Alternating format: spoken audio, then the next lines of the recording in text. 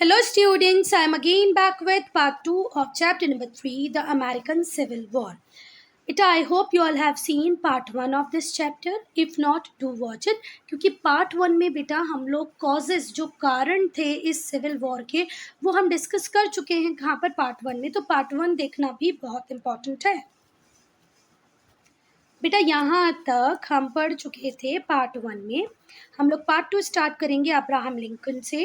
अब Abraham Lincoln का जन्म कब होता है बच्चा? 1809 में। कहाँ होता है?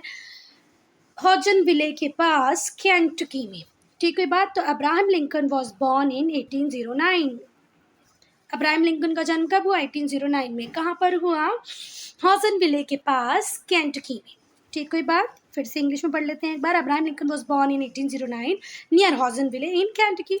ही रोज फ्रॉम हम्बल ओरिजिन। इनका जो जन्म था, जो मतलब जिस फैमिली को ये बिलोंग करते थे, बहुत ही हम्बल बैकग्राउंड को बिलोंग करती थी वो फैमिली, पर इनकी अपनी मेहनत थी कि ये एक बहुत ही डिस्टिंग्विश्ड लॉयर बनते हैं। लॉयर का मतलब होता है वकील। ये एक बहुत अच्छे वकील बनते हैं, पर यहाँ पर डिस्टिंग्विश्ड लिखा है, मतलब अलग, एक अलग तरीके के वकील बनते हैं। तो इन्हें अलग या डिस्टिंग्विश्ड क्यों कहा जा रहा है? क्योंकि बेटा ये हमेशा जाने गए अपनी फेयरनेस की वजह से, अपनी ऑनेस्टी की वजह से। ये बहुत वफादार थे। इन्होंने कोई भी अपने जब ये लॉ प्रैक्टिस कर रहे थे या जब ये लॉयर बने, तो जिन्होंने जितने भी केस लिए, इन्होंने कभी भी कुछ भी ऐसा नहीं किया जो लॉ के अगेंस्ट में हो। तो इन्हें इनकी फेयरनेस की वजह से, इन्हें इनकी ऑनेस्टी की वजह से डिस्टिंग्विश्ड लॉयर कहा जाता है। He was also a great orator. ये बहुत अच्छे वक्ता भी थे। जैसे कोई व्यक्ति बहुत अच्छा बोलता था, हम बोलते ना यार इसके स्पीकिंग स्किल्स बहुत अच्छे हैं, या बहुत सारे एड्स आप देखते होंगे तो वो बोलते हैं क्या आप अपनी स्पीकिंग स्किल्स को सुधारना चाहते हैं? तो ऑरेटर वही होता है जो बहुत अच्छा बोले। और मतलब ग्रेट ऑरेटर मतलब अच्छा वक्ता, जो बहुत अच्छे से अपनी बात को रख पाए, लोगों को इन्फ्लुएंस कर पाए, प्रभावित कर पाए। बेटा ये है हमारे अब्राहम लिंकन। 1856 में जो अब्राहम लिंकन थे, उन्होंने एक पार्टी को ज्वाइन कर लिया, पॉलिटिकल पार्टी, जिसका नाम था रिपब्लिकन पार्टी। ये जो पार्टी थी रिपब्लिकन पार्टी, ये चाहती थी कि रैपिड इंडस्ट्रियलाइजेशन हो, बहुत मैसिव लेवल पे इंडस्ट्रियलाइजेशन हो, हर तरफ इंडस्ट्री हो।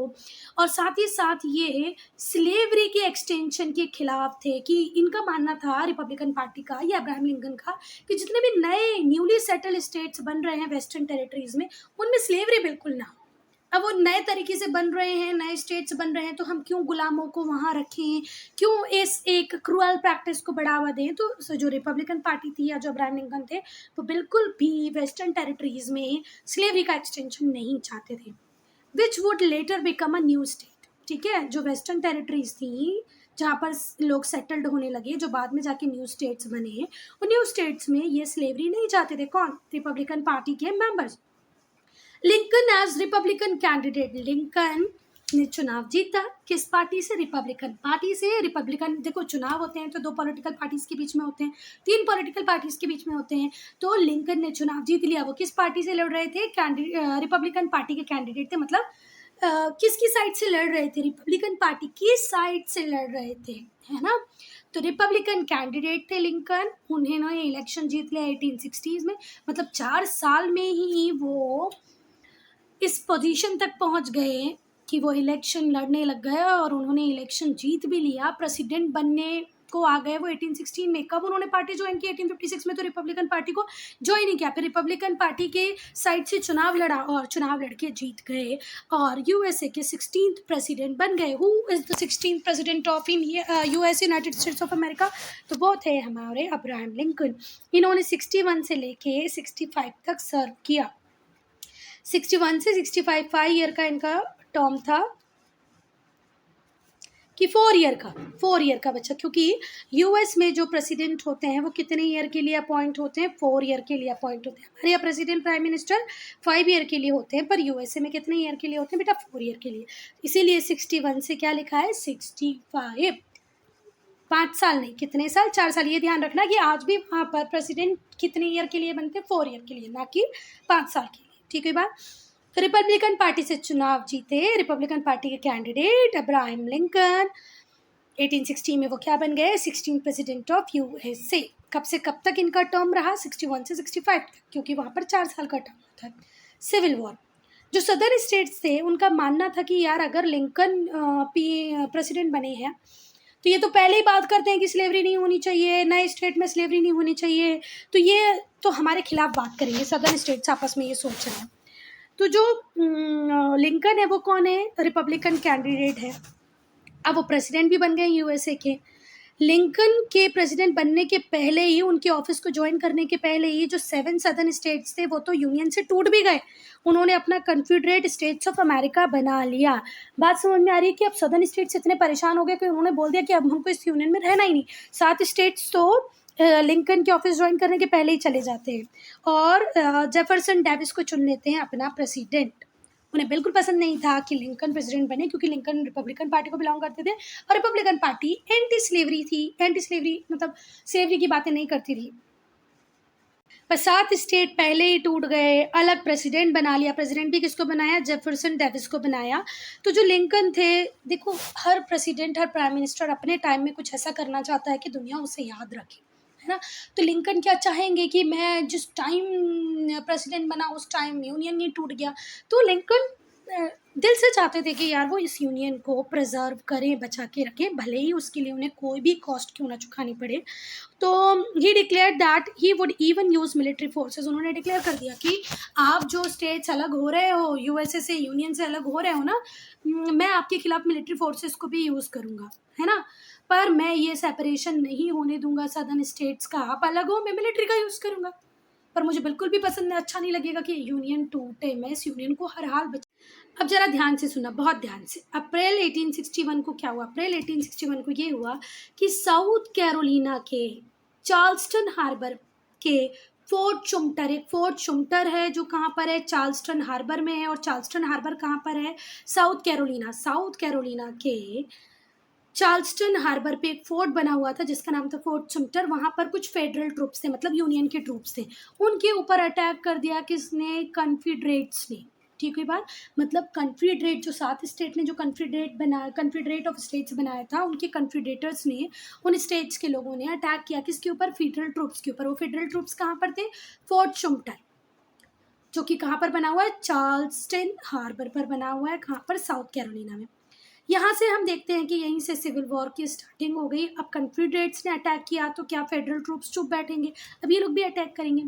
When Lincoln called for volunteers to suppress the rebellion, 4 more states joined the Confederates. अब तो मूड में आ गए हैं, बिल्कुल फुल फ्लेजेड वे में लड़ने के मूड में आ गए थे। कौन? लिंकन। तो लिंकन ने जैसे ही बोला कि वॉलंटियर्स को कि चलो अब हम लड़ेंगे, इस रिबेलियन को सप्रेस कर देंगे, तो 4 और स्टेट टूट कर किस में मिल गए? कन्फिडरेट्स में मिल गए। 7 तो पहले ही चले गए थे अब्राहम लिंकन के पहले, 4 और हो गए, तो टोटल कितने हो गए? 11। अब 11 स्टेट यूनियन से अलग हो चुके हैं। 7 लिंकन के ऑफिस ज्वाइन करने के पहले अलग हो गए थे, अब ये 4 फिर अलग हो गए। कब? जब वॉलंटियर्स को कॉल कर रहे हैं, कौन? लिंकन, की चलो अब हम इस रिबेलियन को सप्रेस करें। तो जो बैटल था, सिविल वॉर था, हार्ड फॉट था, बहुत ही जटिलताओं से, मुश्किलों से लड़ा जा रहा था। दोनों साइड में से कोई भी कॉम्प्रोमाइज़ के लिए तैयार नहीं थी।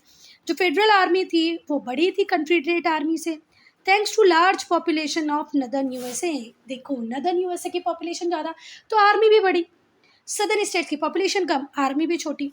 और इसके बाद हम लोगों ने देखा था कि जो नदर्न स्टेट्स थे वहाँ पर साइंटिफिक एडवांसमेंट हो रहे थे। जो आयरलैंड, जर्मनी और ब्रिटेन से जो नए लोग आ रहे थे वो अपने साथ साइंस टेक्नोलॉजी लेके आ रहे थे।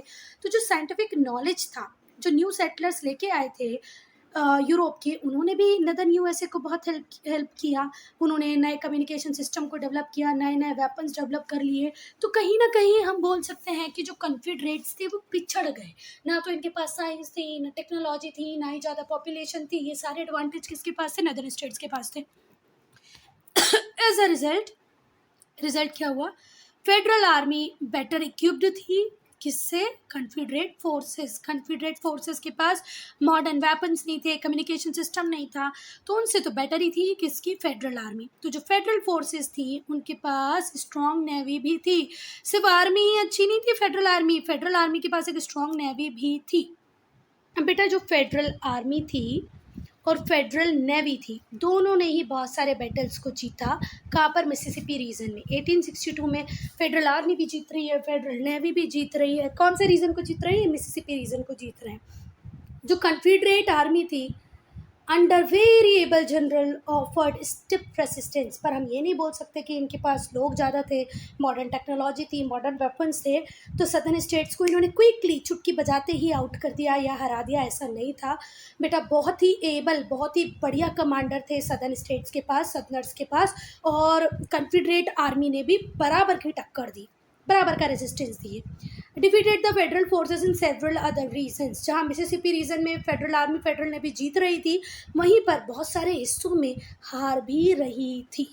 आई बात समझ में? क्योंकि ऐसे ही मत समझ लेने के सदर्न स्टेट्स को क्विकली हार मिल गई, उन्होंने भी बहुत अच्छे से लड़ा। जनवरी 1863 में जो प्रेसिडेंट लिंकन थे, उन्होंने एमेंसिपेशन प्रोक्लेमेशन इशू किया। एमेंसिपेशन प्रोक्लेमेशन इशू किया। एमेंसिपेशन का मतलब क्या होता है, प्रोक्लेमेशन का मतलब क्या होता है? देखो, इसका मीनिंग होता है मुक्ति उद्घोषणा। प्रोक्लेमेशन करना मतलब उद्घोषणा करना। कोई भी जब लीगल अथॉरिटी, भले ही वो राजा क्यों ना हो, कोई गवर्नमेंट क्यों ना हो, जब वो कोई बात को कहते हैं, घोषणा करते हैं, उसको हम क्या बोलते हैं? प्रोक्लेमेशन। एमेंसिपेशन होता है मतलब मुक्ति। तो मुक्ति की उद्घोषणा की किसने? 1863 में। किसने की? प्रेसिडेंट लिंकन ने की, कि अब हम भैया स्लेवरी को एबलिश कर रहे हैं, ठीक है, पूरी तरीके से। In the areas still in rebellion against the USA के अगेंस्ट में जो रिबेलियन स्टेट्स हैं, हम उनमें भी स्लेवरी को तो ख़त्म कर ही देंगे, ठीक हुई बात। So for the preservation of union had been the major goal of federal forces. अब फेडरल फोर्सेस का मेजर गोल है कि उन्हें यूनियन को सेव रखना है।